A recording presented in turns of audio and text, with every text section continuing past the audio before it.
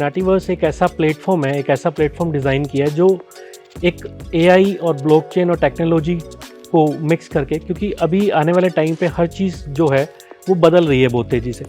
तो मेटावर्स एक ऐसी टेक्नोलॉजी है जो आने वाले टाइम में लोगों की रिक्वायरमेंट है। मेटावर्स जो भी चीज़ें डेवलप कर रहा है वो सब चीज़ें एक्चुअली सबसे सिक्योर हैं। और आज की तारीख में ब्लॉकचेन की अगर मैं बात करूं तो वर्ल्ड की सबसे सेफेस्ट कोई चीज़ है तो वो ब्लॉकचेन है। अभी जो हम लोगों ने एक पूरी सिटी बनाई है वो अभी किसी ने नहीं बनाई। जब आप उसको एक्सपीरियंस करते हैं ना तो रियल में आपको ये लगता है कि हम एक पूरा का पूरा हमारा अवतार और हम वर्चुअली एक शहर में घूम रहे हैं और हर वो काम कर रहे हैं जो हम रियल लाइफ में करते हैं। तो आज हम लोग इकलौते ऐसे हैं, मैं कॉन्फिडेंस के साथ ये चीज़ बोलता हूँ तो बड़ा मज़ा आता है ये बोलने में, कि जिन्होंने ये पूरी की पूरी सिटी डेवलप करी है। लेकिन आज मेटावर्स पे जब वो ले आएंगे इस बिजनेस को और मिनाटीवर्स के माध्यम से ले आएंगे तो एक अलग ही लेवल उनको मिलेगा। लेर मेहंदी जी हैं, उन्होंने कपिल शर्मा जी के शो पे आके बोला कि मैंने पूरा एक मेटावर्स पे उन्होंने एक प्रोग्राम किया था और बहुत अच्छी अर्निंग वहाँ से उन्होंने की थी। सर पहले एक वक्त था जब पेंटिंग्स बहुत महंगी बिका करती थी और ऐसे कलेक्टिबल्स बिका करते थे। आज वह जगह शायद एनएफटी ने देख ली है। क्या इस पर क्या कहना चाहेंगे?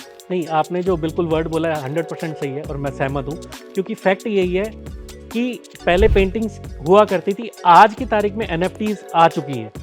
एनएफटी लेकिन अपने आप में एक डिजिटल एसेट है। जब हम पेंटिंग आज लेने जाते हैं तो पर्टिकुलर एग्जीबिशंस में जाना होता था। हेलो एंड वेलकम टू पैसा लाइव। आज हमारे साथ मौजूद हैं सचिन नागपाल, जो कि मार्केटिंग हेड और को फाउंडर है मिनाटीवर्स के। वेलकम सर हमारे साथ जुड़ने के लिए। वर्चुअल रियलिटी बहुत बड़ा बज़वर्ड बना हुआ है पूरी इंडस्ट्री में, पूरी आईटी सेक्टर में।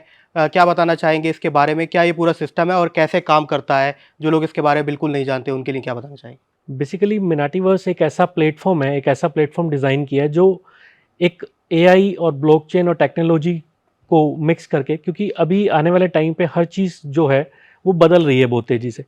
तो मेटावर्स एक ऐसी टेक्नोलॉजी है जो आने वाले टाइम में लोगों की रिक्वायरमेंट है। और ये फैक्ट है कि जिसने भी रिक्वायरमेंट, एक्चुअली क्या होता है, जो बड़े पैमाने पे हम लोग काम करते हैं तो लोगों की रिक्वायरमेंट अगर हम फुलफ़िल करते हैं तो वो चीज़ चलती ही चलती है। क्योंकि आज मेटावर्स इतनी बड़ी टेक्नोलॉजी बन चुका है, क्योंकि जिस तरह से आपने देखा होगा एक आभासी दुनिया बहुत हम सुनते हैं, है ना। वर्चुअल वर्ल्ड क्या है? ये मेटावर्स ही है। और मिनाटीवर्स जिसकी हम बात कर रहे हैं, मिनाटीवर्स ने पूरा का पूरा एक सिटी बनाई है जहाँ पे हर वो काम हम कर सकते हैं जो हम रियल लाइफ में करते हैं। हम एजुकेशन ले सकते हैं, हम गेमिंग में जा सकते हैं, हम हर वो काम कर सकते हैं जो हम करते हैं।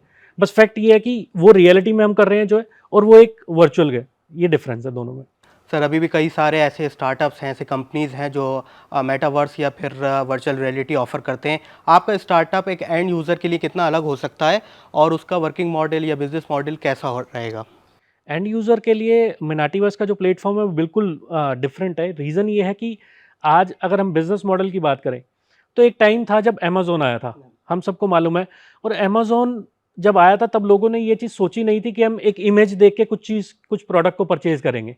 और अब उसका एडवांस वर्जन आ रहा है। उसका एडवांस वर्जन मिनाटीवर्स क्या लेके आ रहा है कि आप जैसे ही प्रोडक्ट पे क्लिक करेंगे, आप वीआर पहनेंगे, आपका एक अवतार क्रिएट होगा, आपका अवतार शॉपिंग मॉल में जा रहा है, वहां पे शॉपिंग कर रहा है, और जिस भी चीज पे आप क्लिक करेंगे वो आपके बॉडी पे आ जाएगी, उसको वियर आप कर पाएंगे।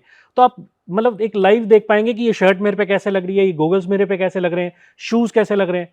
तो ये एक बिल्कुल मतलब बिजनेस मॉडल अलग है लोगों के लिए। और ये फैक्ट है कि जो लोग इस पे आ रहे हैं वो एक बहुत बड़ा प्लेटफॉर्म पा रहे हैं और अपने बिजनेस को बहुत बड़ा कर रहे हैं। कस्टमर्स के लिए आपने बताया सबसे पहले। बी टू बी अगर देखा जाए बिजनेसेस के लिए, वो अपने बिजनेस को कैसे एक्सपेंड कर सकते हैं और कस्टमर का रिलेशन बिल्ड करने में ये कितना बड़ा काम आ सकता है, उस पर थोड़ा बताइए सर। एक्चुअली कस्टमर का रिलेशन बिल्ड करने में सबसे बेस्ट चीज़ क्या है? अभी जो टेक्नोलॉजी आ रही है उस टेक्नोलॉजी के माध्यम से हम लोग क्या कर रहे हैं कि एक बहुत बेनिफिशियल चीज़ें जो हैं वो कस्टमर को डिलीवर कर रहे हैं। जैसे मैंने अभी आपको बताया कि हर चीज़ को जब आप खुद से महसूस करेंगे, वर्चुअली जब आप उस चीज़ को महसूस करेंगे तो बहुत एक डिफरेंट फील आता है। जैसे आपने एक मूवी आई थी अवतार, आपने देखी होगी। तो उस मूवी में क्या था कि किस तरीके से हम चीज़ों को देख रहे हैं। अब आज हम एक नॉर्मल मूवी देखते हैं जहाँ पे एक हीरो होता है या एक हीरोइन होती है, उसी तरह से अवतार मूवी में हमने क्या देखा, बिल्कुल रियलिस्टिक। तो एक वो मतलब बिल्कुल ही अलग एक्सपीरियंस था। वो सब एक्सपीरियंस हम डिलीवर करते हैं। सर इसमें टेक्नोलॉजी इस्तेमाल होती है तो उसके बारे में थोड़ा बताइए। आपका ये स्टार्टअप किस टेक्नोलॉजी पे है और ये टेक्नोलॉजी एंड कस्टमर्स के लिए कितना सिक्योर है और वो उसको कितने आसानी से इसको इस्तेमाल कर सकते हैं? क्योंकि काफ़ी सारे ख़तरे भी होते हैं जब कोई चीज़ ग्लोबल है या फिर उसमें इतने रेगुलेशंस अभी नहीं आए हैं तो। एक्चुअली क्या है कि आज आपको मैं बताऊं, मिनाटीवर्स जो भी चीज़ें डेवलप कर रहा है वो सब चीज़ें एक्चुअली सबसे सिक्योर हैं। और वो सिक्योर कैसे है मैं आपको बताता हूँ। ये सारा का सारा जो काम हो रहा है वो ब्लॉकचेन और एआई के माध्यम से हो रहा है। और आज की तारीख में ब्लॉकचेन की अगर मैं बात करूं तो वर्ल्ड की सबसे सेफेस्ट कोई चीज़ है तो वो ब्लॉकचेन है। क्योंकि ब्लॉकचेन क्या है, एक मैं एक छोटा सा अगर यहाँ पे एग्जांपल दूं, यहाँ पे जो भी ट्रांजैक्शन हम करते हैं, चाहे वो जिस भी अमाउंट में हो या जिस भी फॉर्म में हो, वो ट्रांजैक्शन एक नया हैश क्रिएट करती है, एक नया ब्लॉक क्रिएट करती है, राइट। और वो ब्लॉक जो होता है वो एक सिक्योर प्लेटफॉर्म पे है, क्योंकि वो ब्लॉकचेन उसी को बोला जाता है। अब वो नया ब्लॉक जब क्रिएट होता है तो ब्लॉक में क्या डिफरेंस होता है, वहां पे तीन चीजें होती है। एक नया हैश जनरेट होता है, एक पुराना हैश जनरेट होता है, और आपका एक जो नई ट्रांजैक्शन हो रही है वो जनरेट होती है। और सबसे अच्छी बात क्या है, सबसे सेफेस्ट क्यों है ये, क्योंकि ये चीज सिर्फ उन दो लोगों के बीच में नहीं है जो ट्रांजैक्शन कर रहे हैं, ये उन सब लोगों के बीच में जो उस ब्लॉकचेन को यूज कर रहे हैं। यानी कि एक छोटा सा मैं एग्जांपल दूं, आज हम किसी शॉप पे जाते हैं, जैसे होता था ना बचपन में, हम किराने की दुकान पे जाते थे तो वहां पे हम क्या करते थे, एक कुछ सामान ले आते थे, वो हमारा ये लिखता था कि ये इस घर से आए हैं, इनका उधार हो गया। अब वो बुक मेंटेन रहती थी एक ही पर्सन के पास। लेकिन यहां पे क्या है कि उस बुक के जरिए, लेकिन बाय चांस अगर कुछ हुआ तो वो बुक क्या हुई, मान लो उस शॉप में कुछ अनहैपनिंग कोई ऐसी चीज हो गई और वो बुक मिस हो गई, तो वहां पे सारा लेन देन मिस हो जाता था, या वो दुकानदार भी चेंज कर सकता था। ब्लॉकचेन का फायदा क्या है, ब्लॉकचेन एक ऐसी टेक्नोलॉजी है, मैंने अगर आपसे कोई चीज परचेज की और आपने वहां पे एक हैश जनरेट कर दिया, यानी कि एक नया ब्लॉक जनरेट हो गया, वहां पे उस चेंज को, उस हैशटैग को कोई चेंज नहीं कर सकता। वो एक नया हैश जनरेट हो गया, क्योंकि अगर उसमें चेंजेस करने की कोशिश किया तो वो जितने भी ब्लॉक्स हैं वो चेंज हो जाएंगे, और वो इम्पॉसिबल है उसको चेंज करना। तो इसलिए सबसे सेफ अगर कुछ है तो वो ब्लॉकचेन है। और एआई हम सब जानते हैं, आर्टिफिशियल इंटेलिजेंस की उसका तो कोई तोड़ ही नहीं है अभी। आज सब कुछ एआई कर रहा है, जितना वर्क इजी एआई ने कर दिया है। तो ये टेक्नोलॉजी को मिक्स करके ये चीजें बनाई गई है, और इसीलिए ये सबसे सिक्योर है, और एंड यूजर के लिए 100% सिक्योर है। सर, जब भी टेक्नोलॉजी की बात करी जाती है ग्लोबल लेवल पर, तो कहा जाता है कुछ टेक्नोलॉजिकल जाइंट है, खासकर जो यूएस की तीन बड़ी कंपनी है, उनके पास बहुत बड़ा कंट्रोल था एक टाइम तक, और आज भी है। अब जैसे ब्लॉकचेन टेक्नोलॉजी आई है, अब जैसे एआई आई है, कितना इजी हुआ है आप जैसे स्टार्टअप्स के लिए, जो स्टार्टअप शुरुआत कर रहे हैं, जिनको शायद 4 साल 5 साल हुए हैं, उनके लिए लेवल प्लेइंग फील्ड बनाने में ये टेक्नोलॉजी कितने बड़े काम कर गई है, और अब आप किस तरीके से इंडिया को रिप्रेजेंट कर सकते हैं ग्लोबल लेवल पर as a startup, as a company? Sir, हम लोगों ने एक्चुअली अपने आप को पहले ही बहुत बड़े लेवल पे रिप्रेजेंट कर दिया है। आज की अगर मैं बात करूं तो मिनाटीवर्स का नाम अगर आप गूगल करेंगे तो ऑलरेडी मेटावर्स की बड़ी डेवलपमेंट कंपनीज में हम आते हैं। और अगर मैं बात करूं, अभी जो हम लोगों ने एक पूरी सिटी बनाई है वो अभी किसी ने नहीं बनाई। जब आप उसको एक्सपीरियंस करते हैं ना, तो रियल में आपको ये लगता है कि हम एक पूरा का पूरा हमारा अवतार, और हम वर्चुअली एक शहर में घूम रहे हैं और हर वो काम कर रहे हैं जो हम रियल लाइफ में करते हैं। तो पहली चीज तो ये। दूसरी चीज क्या है, अगर हम बात करें यहाँ पे कि लोगों को जो फील आया वो मैंने आपको शेयर किया। उसके साथ साथ अगर हम अपनी बात करें तो आज हम लोग इकलौते ऐसे हैं, मैं कॉन्फिडेंस के साथ ये चीज़ बोलता हूँ तो बड़ा मज़ा आता है ये बोलने में, कि जिन्होंने ये पूरी की पूरी सिटी डेवलप करी है।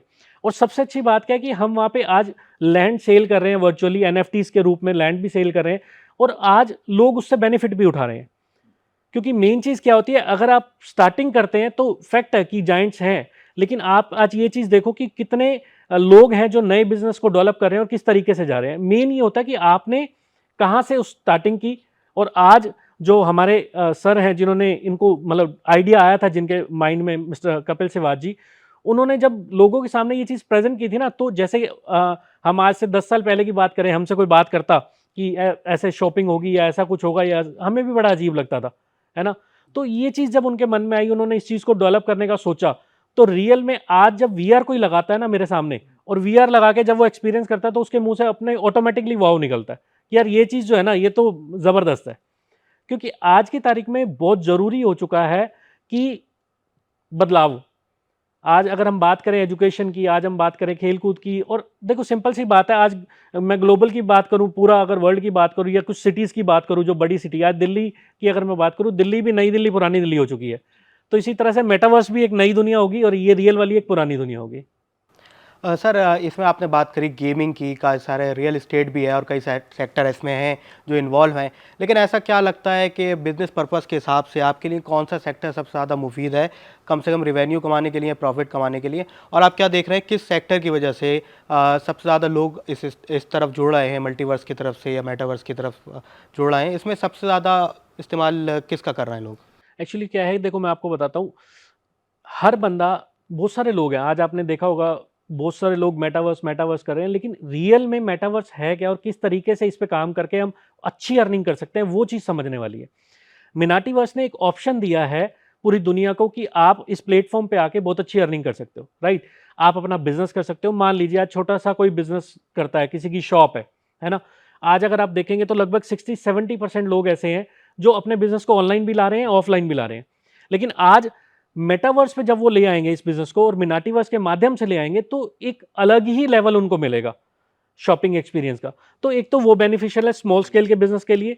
लार्ज स्केल की बिजनेस की अगर मैं बात करूं तो आप वो हर काम जो मैंने आपको बताया, जैसे अभी फैक्ट्रीज हैं, अब फैक्ट्रीज को बड़े बड़े प्रोग्राम करने पड़ते हैं, होटल्स के अंदर जाके अपने एग्जीबिशंस करने पड़ते हैं कि हम ये प्रोडक्ट ला रहे हैं।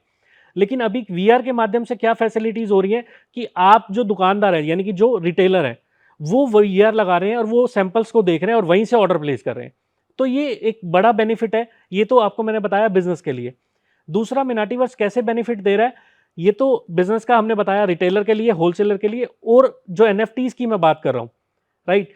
एनएफटीज अगर आप परचेज करते हैं, यानी कि वर्चुअल लैंड अगर हम आज परचेज करते हैं, तो उससे कितना बड़ा बेनिफिट हो रहा है, ये एक अलग ही चीज है।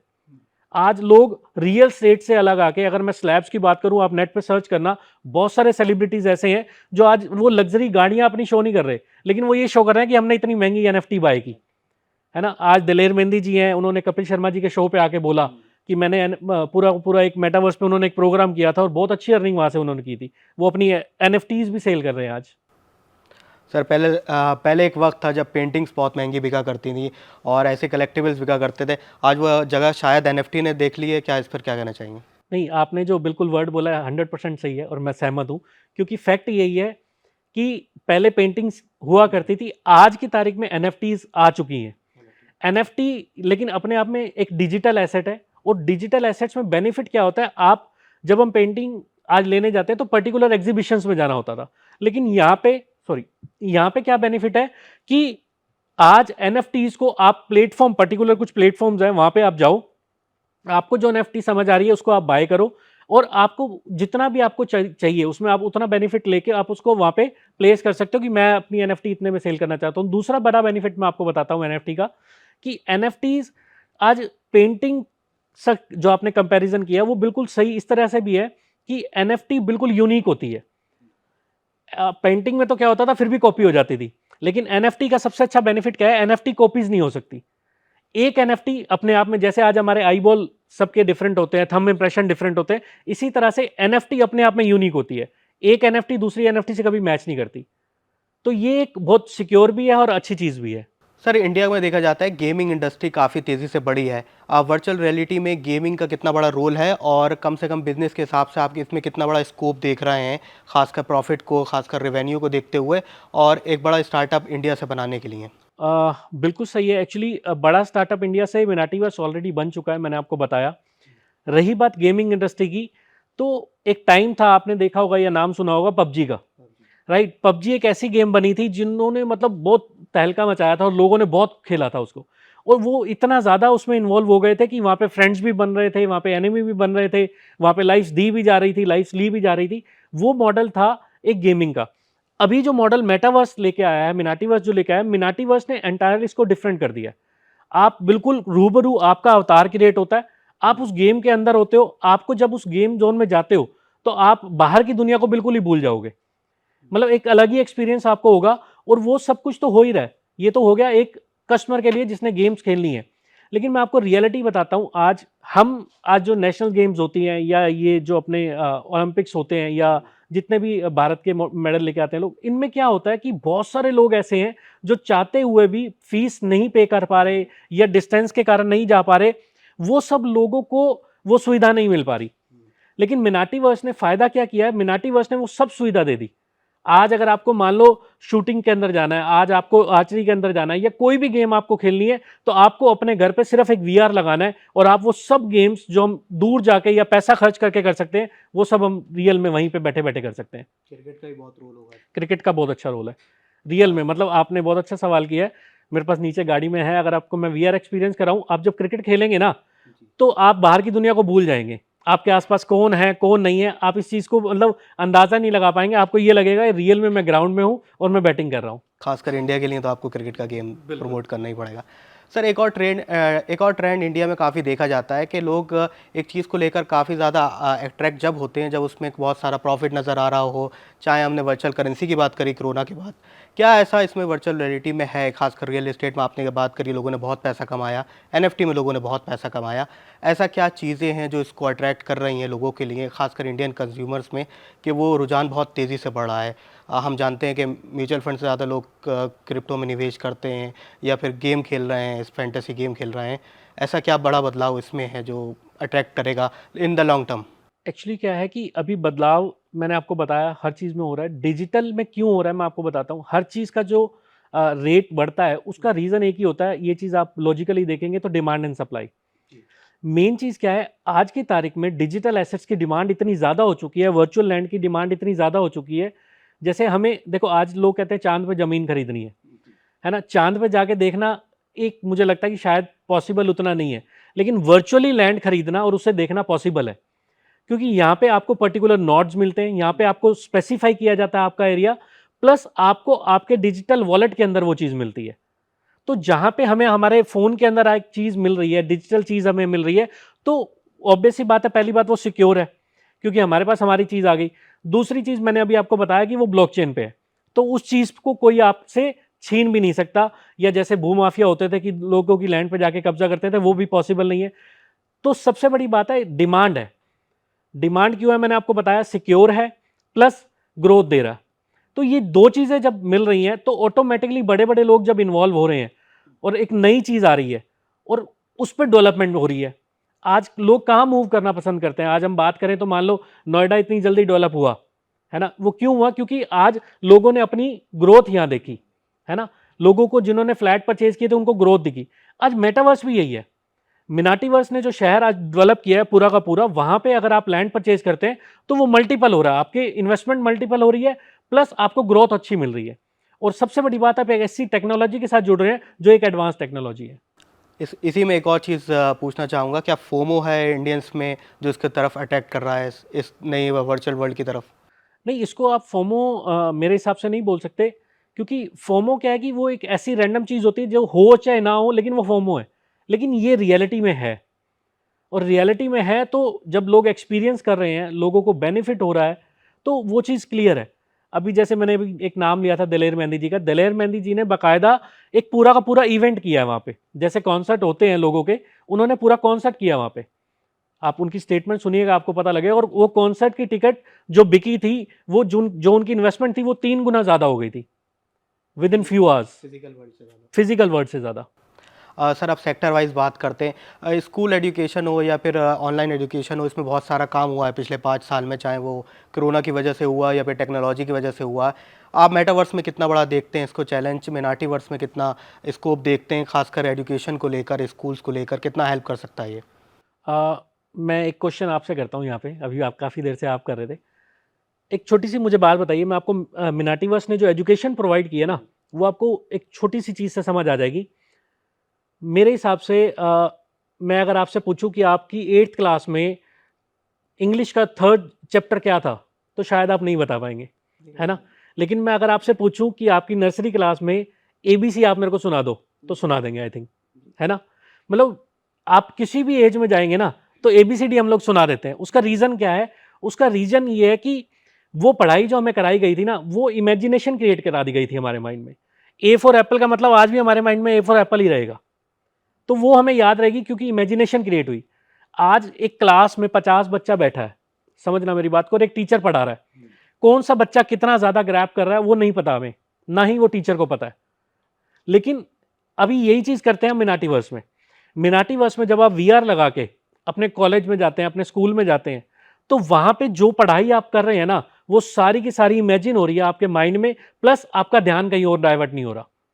तो जो रिजल्ट रेशो है ना कंपैरेटिवली नॉर्मल क्लासरूम से और वर्चुअल क्लासरूम में, ये बहुत बड़ा डिफरेंस है। सर इसमें आपने स्पोर्ट्स की बात की, एजुकेशन की बात की, खासकर इसमें गवर्नमेंट ऑर्डर्स कितना बड़ा आपका रोल प्ले कर सकते हैं अगर गवर्नमेंट, क्योंकि हमारे देश में अभी भी 26 करोड़ बच्चे हैं जो स्कूल एजुकेशन में हैं, वो कितना बड़ा मार्केट है और उसको लेकर क्या कितनी कंपनीज काम कर रही है और मिनाटी वर्स उसको कितना फोकस कर रहा है जिससे आप एजुकेशन दे सकते हैं, खासकर इंडिया में रूरल एरियाज़ हैं, रिमोट एरियाज़ हैं जहाँ पर एजुकेशन का लेवल उतना बेहतर नहीं है, उस मामले में कितनी बड़ी क्रांति ये हो सकता है? उस मामले में अगर मैं आपको बताऊं तो रियल में ये बहुत बड़ी क्रांति हो सकता है। उसका रीज़न मैं बताता हूं। आपने जो बात बोली सच्चाई है कि बहुत सारे ऐसे स्टूडेंट हैं आज जो किसी ना किसी कारण से पढ़ाई को बड़े लेवल पे नहीं ले पा रहे, एजुकेशन को जो वो चाह रहे हैं वो नहीं कर पा रहे। मिनाटीवर्स हेल्प करता है उस एजुकेशन को उनके घर तक पहुंचाने में। आपको सिर्फ करना क्या है कि आज सबसे अच्छी चीज़ क्या है, टेक्नोलॉजी मैंने आपको बताई, उसमें वीआर आपको लगाना है। आप बड़ी से बड़ी एजुकेशन को, आज हम एक छोटी सी बात बताओ, एक बच्चा है ना, अगर आज उसको बाहर पढ़ने जाना है तो सबसे पहले उसको fees, second travelling expense, third वहां पे जाने का लिविंग एक्सपेंस, ये सब चीजों को बिल्कुल खत्म कर देता है मिनाटीवर्स। और एक ऐसी एजुकेशन प्रोवाइड करता है जो आपको फील आएगा कि टॉप यूनिवर्सिटीज में बैठ के आप पढ़ रहे हो। वीआर के माध्यम से आपको एक्सपीरियंस वही आएगा। तो ये एजुकेशन को, पहली चीज तो ये, और बच्चा घर के घर पे है। दूसरी चीज, बहुत सारे ऐसे डिसेबल बच्चे भी होते हैं जो पढ़ना तो चाहते हैं, जिनमें क्वालिटीज हैं, लेकिन वो इसी बाउंडेशंस की वजह से नहीं पढ़ पाते। तो मिनाटीवर्स हेल्प करेगा उन सबको ये चीजें ईजी करने में। सर हमने इससे पहले भी लेवल प्लेइंग फील्ड की बात करी और टेक्नोलॉजी की बात करी। कई छोटे बिजनेसेस हैं या फिर स्टार्टअप कहें जो उतना बेहतरीन तरीके से मुकाबला नहीं कर पाते हैं बड़ी कंपनीज़ का। तो अगर आप ये सिस्टम बनाते हैं जिसमें आप उनको लेवल प्लेइंग फील्ड देते हैं, एक बेहतरीन मौका देते हैं, वो कितना बड़ा उनके लिए गेम चेंजिंग हो सकता है और आपका फोकस उस सेक्टर पे कितना है कि आप उसमें कितना बिजनेस देख रहे हैं? कुछ छोटे बिजनेस को जैसे हमने देखा है लेवल प्लेइंग पे लाने के लिए, वो कितना बड़ा रोल हो सकता है उसमें? बिजनेस का मैंने आपको बताया कि एक्चुअली मॉडल अलग अलग हैं, काफ़ी सारे इसमें मॉडल हैं। आप किस तरीके से बिजनेस, आप अपना बिजनेस उस पर लेके आते हो, ये डिपेंड करता है पर्सन टू पर्सन।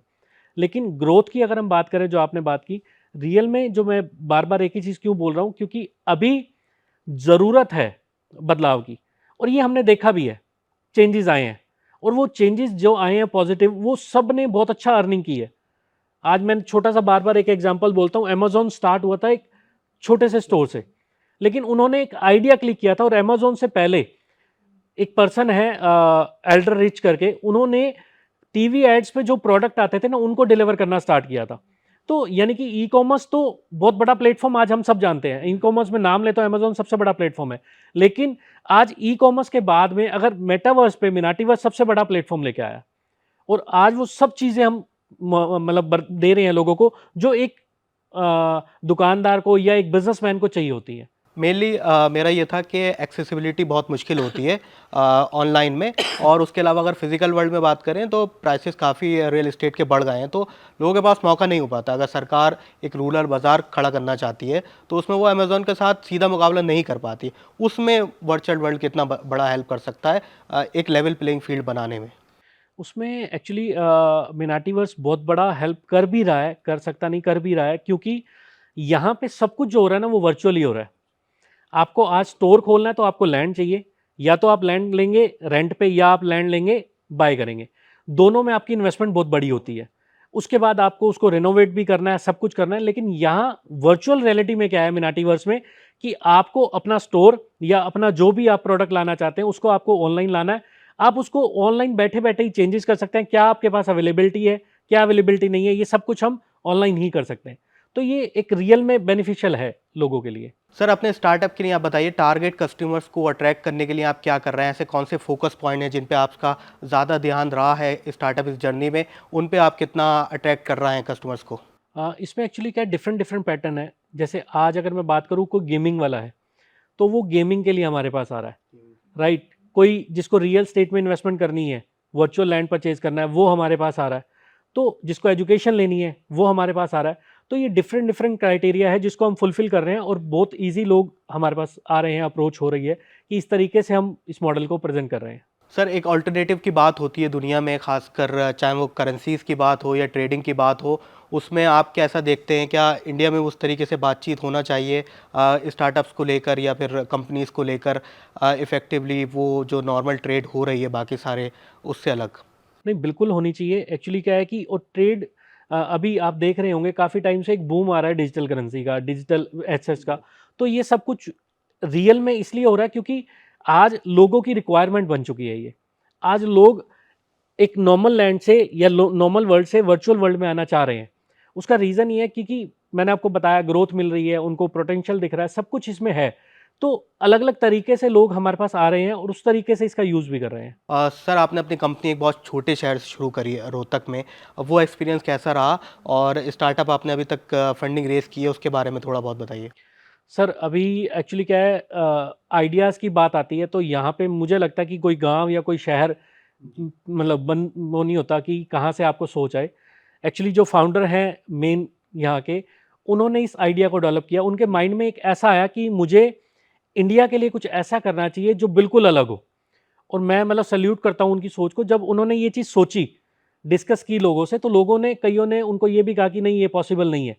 लेकिन उन्होंने आज बिना किसी बड़े इन्वेस्टर्स को इन्वॉल्व किए हुए, कोई ऐसा मतलब नहीं है कि सब कुछ उन्होंने खुद किया और आज रियल में एक ऐसा प्लेटफ़ॉर्म खड़ा कर दिया हम सब लोगों के सामने। मतलब आज मैं अगर बात करूँ तो पिछले 2 साल से लगभग हज़ारों लोग अपनी ज़िंदगी को बिल्कुल चेंज कर चुके हैं मिनाटीवर्स के साथ। क्योंकि उन्होंने वो चीज़ें देखी, मतलब एनएफटीज़ परचेज़ की, वर्चुअल लैंड्स को परचेज़ किया, डिजिटल एसेट्स को अपने मतलब बढ़ाया और किस तरीके से ये सब चीज़ें हुई। उन्होंने जब इस चीज़ को सोचा था ना, तो मुझे लगता है उस टाइम शायद हम सबको ऐसा लग रहा था कि ये पॉसिबल होगा नहीं होगा। लेकिन उन्होंने अपनी सोच को कंटिन्यू रखा, अपने एफर्ट्स दिए, अपनी इन्वेस्टमेंट्स की और धीरे-धीरे लोगों से मिलके आज इतना बड़ा मिनाटीवर्स खड़ा कर दिया कि अगर मैं बताऊँ तो मैंने अभी थोड़ी देर पहले भी बोला था कि एशिया की अगर मैं बात करूँ, तो हम लोग इकलौते ऐसे हैं जिन्होंने पूरी की पूरी शहर बसाया है। आज हमारे वहाँ पे रेस्टोरेंट्स हैं, ग्रोसरी स्टोर हैं, मॉल्स हैं, हर चीज़, क्लब्स हैं, हर चीज़ वहाँ पे अवेलेबल है। सर इंडियन आईटी सेक्टर की जब भी बात होती है, चाहे वो 90s की बात हो, 80s की बात हो, बहुत बड़ा रोल इंडिया की तरक्की में आईटी सेक्टर का रहा, इंडियन एम्प्लॉयज़ का रहा, चाहे वो यूएस में गए। अब किस तरीके से आप देखते हैं नई टेक्नोलॉजी में जो अब ये दौर आ रहा है वर्चुअल वर्ल्ड का, इसमें इंडियन स्टार्टअप्स हो, इंडियन इंजीनियर्स हो, इंडियन प्रोफेशनल्स हो, वो कितना बड़ा योगदान दे सकते हैं? और एज अ इकनॉमी भारत के लिए ये कितना बड़ा उपयोग हो सकता है, इस्तेमाल हो सकता है इसका? एज़ इकोनॉमी अगर मैं बात करूँ तो ये भारत के लिए बहुत बड़ा उपयोग हो सकता है, ये फैक्ट है। और इंजीनियरिंग की अगर मैं बात करूँ तो बहुत सारे ऐसे लोग हैं जो उनको ये लगता है कि मैं बाहर जाके बहुत अच्छी अर्निंग करूँगा और आपके न्यूज़ चैनल के माध्यम से रिक्वेस्ट करूँगा सब उन सब लोगों को कि इंडिया में बहुत पोटेंशियल है। अगर आज ये प्लेटफ़ॉर्म जो है, इस प्लेटफ़ॉर्म पे भी अगर आज हम काम करें, तो ये इतना बड़ा प्लेटफ़ॉर्म है कि आने वाले कई सालों तक इस प्लेटफ़ॉर्म को हम यूज़ करके बहुत अच्छी अर्निंग कर सकते हैं।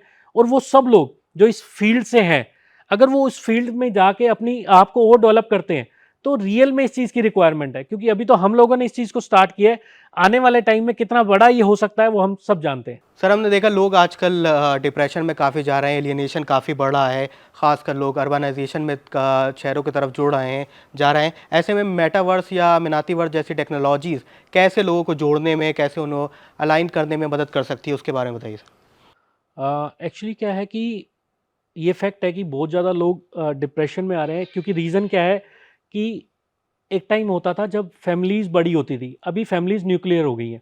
तो लोगों के पास बात करने के लिए आपस में फ्रेंड सर्कल उतना नहीं रहा, सोशल मीडिया पे बहुत ज़्यादा आ चुके हैं। मिनाटीवर्स ने ये बहुत अच्छा किया है क्योंकि आज हम लोग वो सब काम, आज अगर मान लो हम आए कहीं से और हम स्ट्रेस में हैं, आपको मैं एक छोटा-सा एग्ज़ाम्पल देता हूँ। अभी नॉर्थ कोरिया का एक एग्ज़ाम्पल है। एक लेडी थी, उनकी बेटी थी 8 साल की, वो एक्सपायर हो गई थी ड्यू टू सम रीज़न। तो वो डिप्रेशन में आ गए थे। वो डिप्रेशन से जो उनको निकाला गया ना, वो तरीका यूज़ किया गया मेटावर्स। वहाँ पे हुआ क्या कि उनकी बेटी का एक अवतार क्रिएट किया गया और उनको वीआर के माध्यम से अपनी बेटी से डेली मिलवाया गया। और आज अगर आप देखेंगे उसको, न्यूज़ को आप सर्च करेंगे तो आपको मिल जाएगी। वो बिल्कुल ठीक है लेडी और बहुत अच्छा काम कर रही है। तो लोगों को डिप्रेशन से किस तरीके से निकाला जा रहा है मैंने आपको बताया। और दूसरा क्या है कि आज लोग वीआर लगा के अपने घर पे बैठ के वो हर एंटरटेनमेंट कर पा रहे हैं। आज आपको मान लो कि किसी स्लैब के साथ में देखना है, लेकिन हम रियल में वो नहीं कर सकते। लेकिन अवतार क्रिएट करके वो सब हम कर सकते हैं जो हम करना चाहते हैं। तो उससे क्या होता है, एक डिप्रेशन दूर होता है। प्लस आज हम उन अपने लोगों से मिल सकते हैं। आज हम बुजुर्गों की बात करें तो वो सब लोगों की इच्छा होती है, आज हम सबकी इच्छा होती है कि अपने माँ बाप को हम तीर्थ स्थान पे भेजें या उनको ये दर्शन करा के लाएं, लेकिन वो पॉसिबल रियल लाइफ में नहीं हो पाता क्योंकि हम बिजी इतने हैं। लेकिन मिनाटीवर्स में ये सब पॉसिबल है क्योंकि ये सब चीज़ें जो आज तीर्थ स्थान है वो सब वहाँ पे डेवलप करेंगे। आप अपने पेरेंट्स को वो वीआर के माध्यम से वहाँ पे दर्शन करा सकते हो, पूजा करवा सकते हो, वो सब काम हम जो रियल में करते हैं मंदिरों में जाके या तीर्थ स्थान पे जाके। तो ये एक बहुत बड़ा मिनाटीवर्स ने बेनिफिट दिया है लोगों को।